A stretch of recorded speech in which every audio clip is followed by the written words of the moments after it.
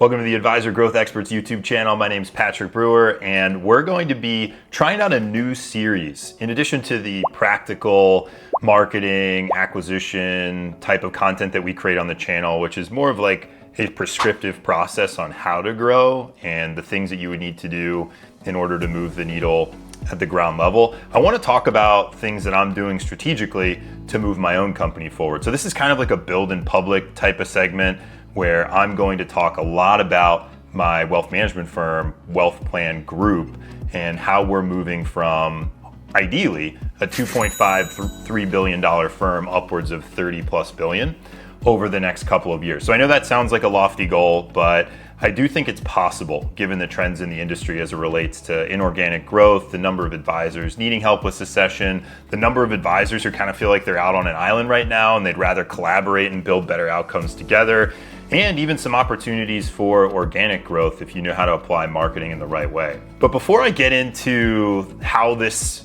will be structured and like the content, I want to talk a little bit about why I'm even doing this. Like why, outside of just having a lot of maybe childhood trauma that has been unprocessed, trying to get from 3 to 30 billion, it seems like a lofty goal, right? Like why go through all that trouble? Why not just build like $100 million practice and clip 1% and then just not do a whole lot, right? Which again, is a totally fair business model and I'm not above it. It's just my personality for some reason has a layer of ADD, little neurodivergency that requires a little bit more stimulation, I think, on a day-to-day basis. Some of that stimulation can be positive, some of it can definitely be negative, right? Which is probably why I'll talk a little bit about how to downregulate your nervous system as you're building your business in subsequent videos.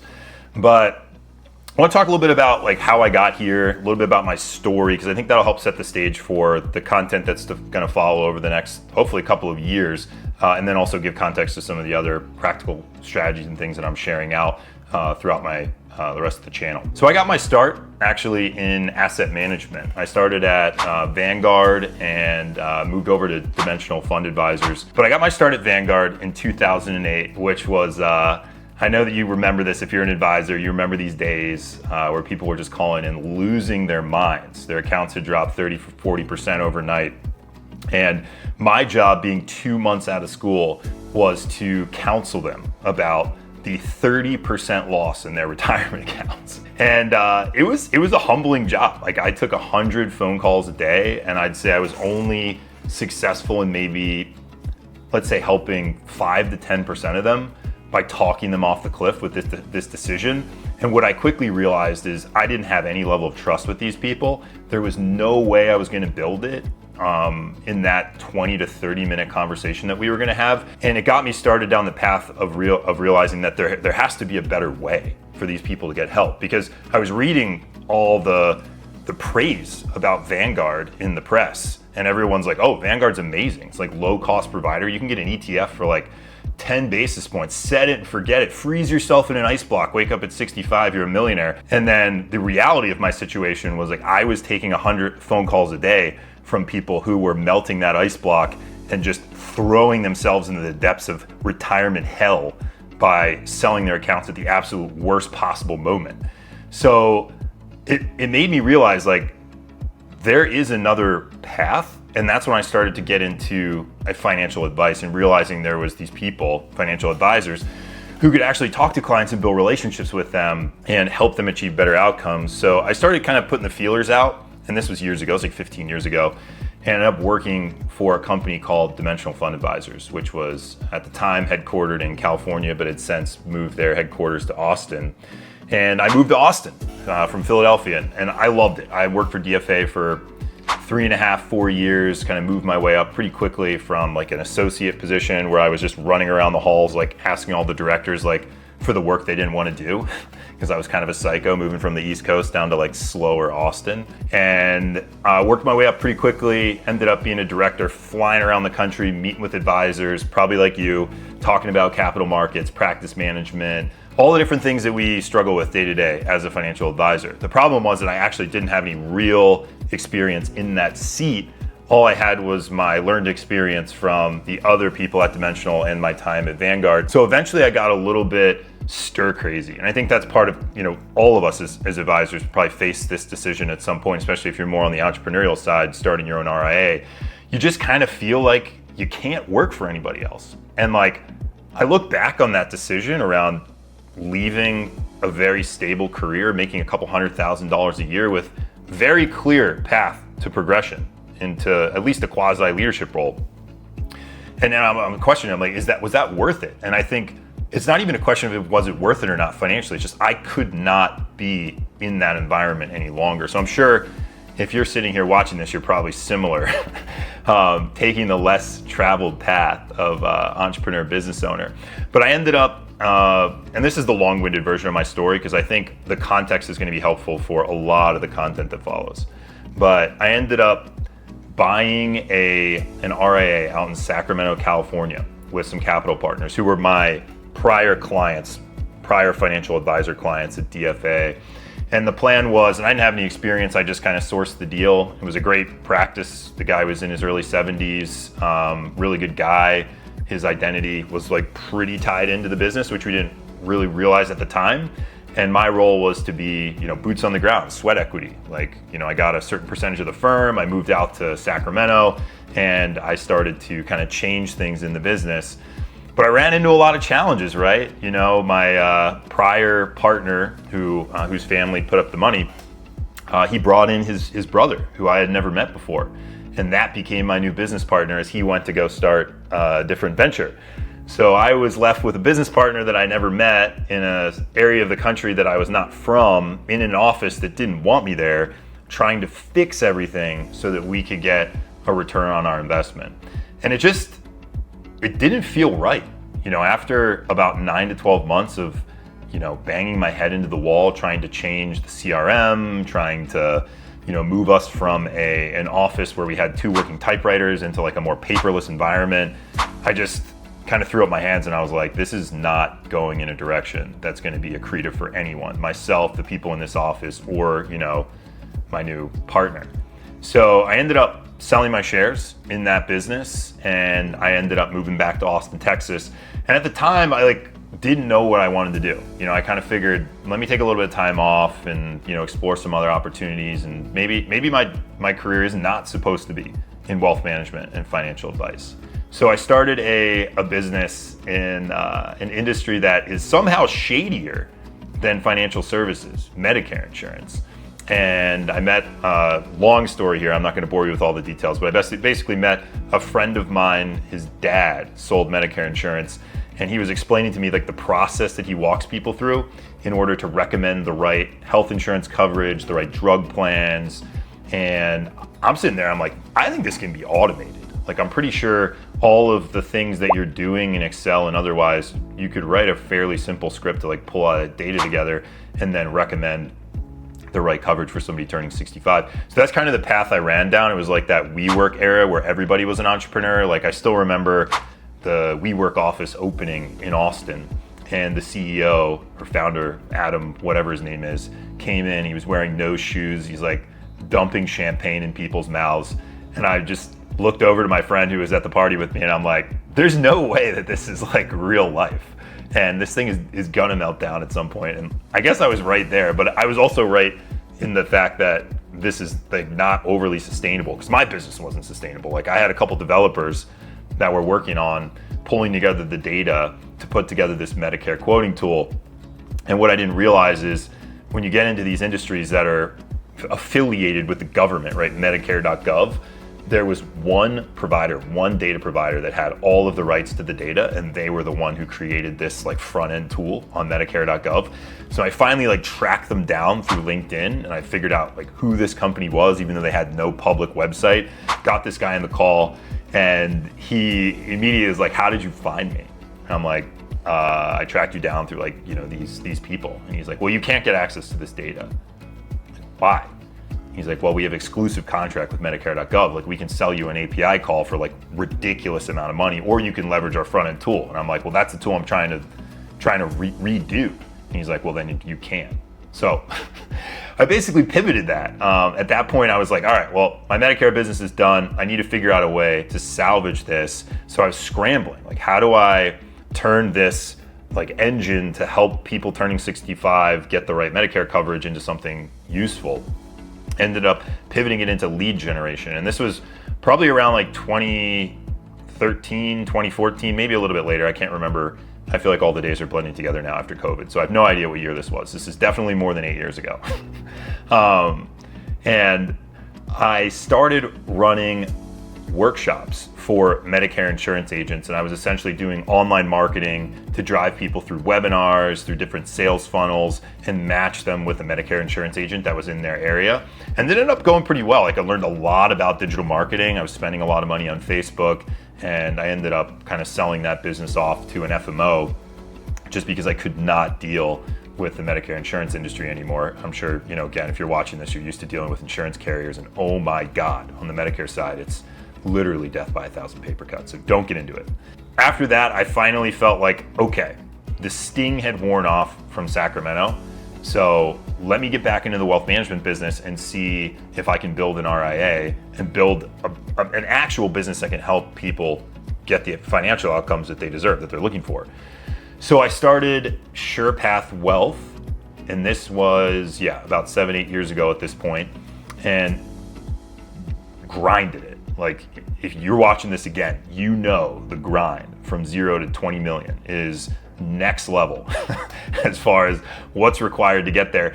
And one of the hard things that I definitely would have done over again if I was given the chance was I set it up totally on my own. So when I was meeting with prospects, regardless of how well I ran that discovery meeting or how I sourced the lead, eventually we got to the point where they were like, well, how much money do you manage currently? And I'd be like, well, it's funny you ask, because I manage $500,000. And invariably, 9 out of 10 times, you're gonna lose the sale. But some people, against probably their better judgment, decided to work with me. And eventually, through a confluence of factors, I guess, I ended up getting it to like 13 to 15 million after the first year. But that was a total grind. I remember driving to San Antonio, Dallas, doing workshops in Austin. I was driving leads on Google. I was driving leads through Facebook to different seminars and things of that nature. So it was tough, but ended up getting it done, setting up my RIA and growing that over the course of about 5 years or so. And that was when I kind of like first realized my actual like love and passion for marketing. Was I was sitting down with a gentleman and his wife. They were, I want to say, probably like late 60s. And they had come to one of my workshops on, I think it was like Social Security planning, maybe retirement income planning, something like that. And we're sitting in the office, and it'd probably been about a week and a half since he attended the seminar. And he just goes, you know what? I can't even remember how I got here. Like, the only thing I remember is like I clicked on something, and then I watched something, and then I was in this, restaurant, and now I'm in your office. Like, I don't even know really why we're here.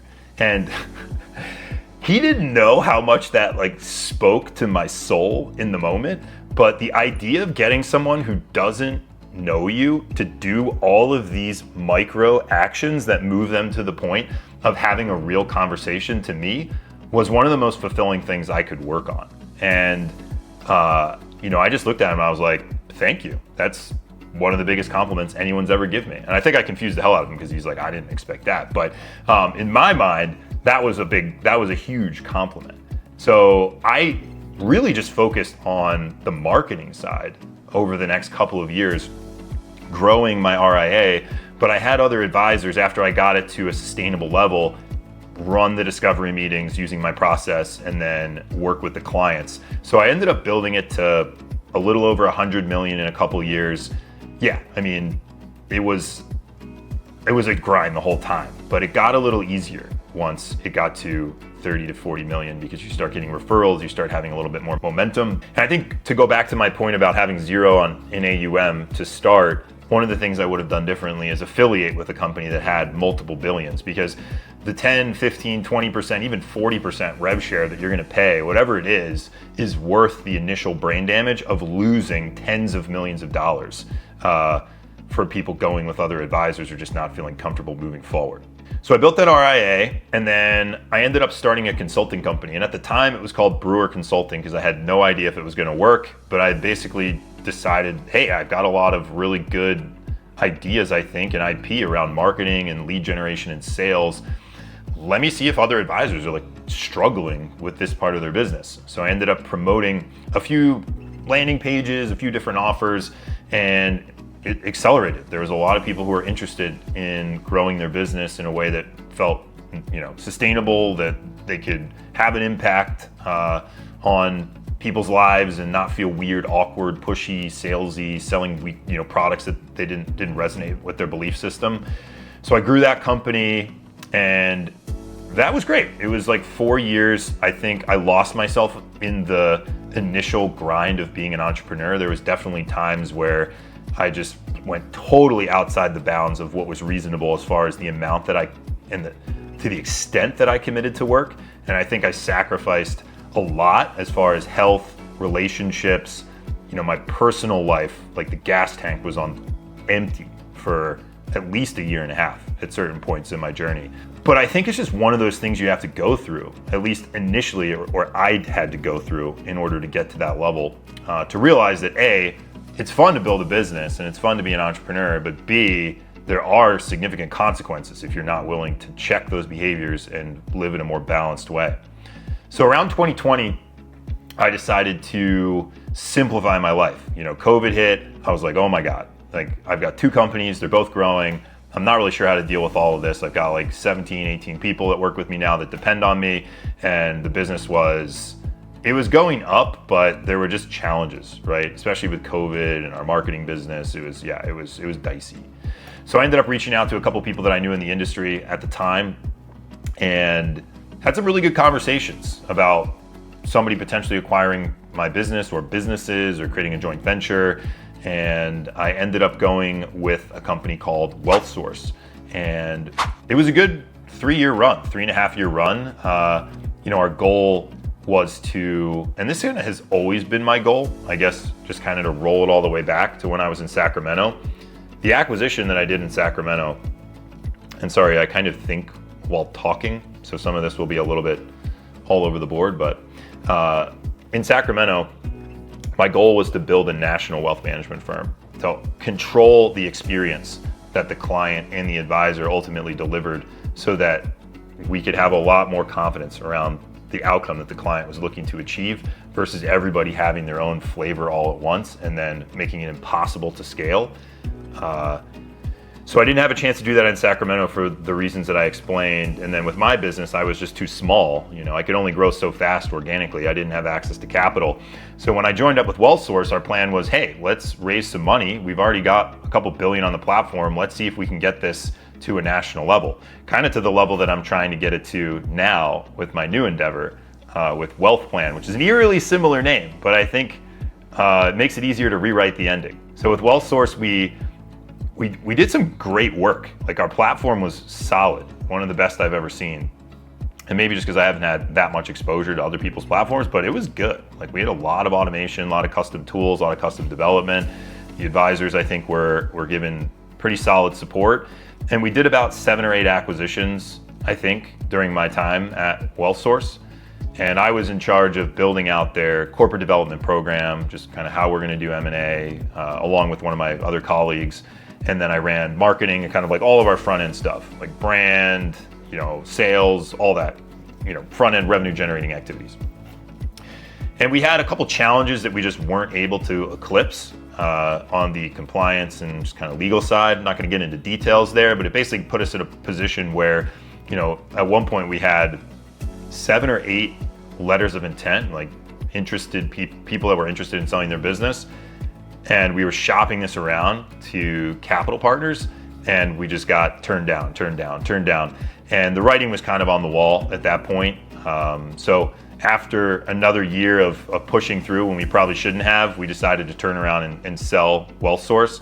And super grateful to my partners. They're really great guys. I think they built a great platform. The company who acquired them is called One Digital. But once those conversations really started to accelerate, I decided it was not going to be the best fit for me because honestly, I have a very specific vision on what I want to build. Like I want to build a real wealth management company that is national in scope, that can deliver tax, advisory, investment management, audit, accounting, basically every single function you can imagine if you were a business owner, and then everything you would possibly need if you're a consumer, to make sure that you can actually build real, sustainable, unshakable wealth. And I just didn't feel like I was going to have a very particular role in that, in the new form of what WealthSource was going to become. So after we sold the company, I kind of had discussions, right? I was looking for, do I want to do this on my own? Do I want to build my own company from scratch again? And, my health at this point was, I'd already experienced probably like 2 burnouts. And I'm sure, again, if you're watching this, I'm sure you've experienced it too, or at least to some degree. But over the course of like 15, 17 years in business, I've had 2 quasi-health burnouts that just required like a lot of time and energy to repair my nervous system through like meditation, through supplementation, through exercise, just by doing all the stuff. So I just didn't want to go through that journey full bore based on the stage of where the industry's at and try and build a national wealth management firm on my own. Like I felt like I had already tried to do that, and it's a little bit tough without partners. So I started having conversations with some guys I knew in the industry, and that gets us to present day with Wealth Plan Group. Amazing guys. Built a platform that I think is on par with any other platform in the industry as far as investment management, technology, all the other things that come along with building the advisor and the client experience. But they just hadn't quite figured out exactly how to commercialize it in a way to get it in front of the right types of advisors. And they needed somebody to step in. So I stepped in as CEO, I guess it's been about 3-4 months at the time of recording this video. And my plan with these videos going forward is I want to walk you through all of the different things that I'm focused on week to week, opportunities, challenges, strategic considerations across the business as it relates to operations, marketing, compliance, staffing, incentives, M&A, all the stuff that happens in this business to take Wealth Plan Group from the 2.5 to 3 billion or whatever it's at today. I don't even log into Orion. It's just too much energy at this point. Wherever it's at today, to 30 plus billion in assets over the next 3 to 4 years. And I'm going to be doing that through a combination of all of the things that I've learned over the past 15 years, building relationships with advisors, helping them grow organically, giving them the capital to grow inorganically, acquiring advisors who are like-minded, whether they're looking for succession or they're looking for a collaborative partner that can help them with growth resources and platform, or they're just looking for a place to call home, right? And sometimes that's really all it is. It's just an intuitive gut level feel like, hey, we want to do business together, let's do business together. So 10xing the firm is not going to be easy. And I think some of these videos, even though they might be a little bit more long-winded, they might wind a little bit more than the practical content that I have on the channel.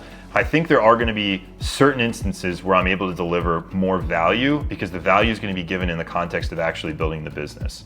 Now, there will be a degree of separation between, unless, you could be running a $3, $5, $10 billion business right now and watching this content. I'm guessing you're probably not, but that'd be awesome.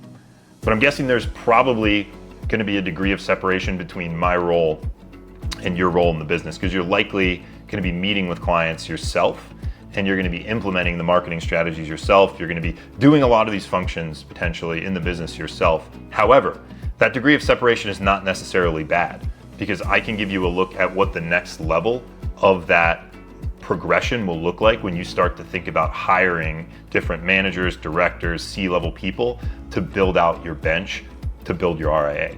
And even if you don't have a desire to do that, a lot of the things that I'm going to be creating as it relates to marketing, operations, technology, compliance, etc., you're going to likely have to create for yourself. I'm just creating it downline for someone else like you to implement. So I think this content should be relevant to an advisor, whether they're managing 50 million in assets or 5 billion in assets.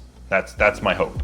And the structure of the content will be somewhat intentionally unstructured, but will likely review a lot of the different strategic considerations that we have day to day, week to week in the business, so you can see all of the behind the scenes as it relates to building a company of this size and scope.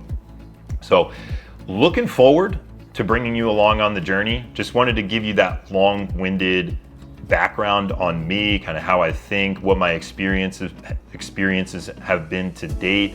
I've sold multiple companies, I've acquired multiple companies, I've failed multiple times, I've burned out, had to rebuild myself personally, spiritually, emotionally, and I think right now I'm at a place where I can build a massive organization, and I want you to come along for the ride. Stay tuned.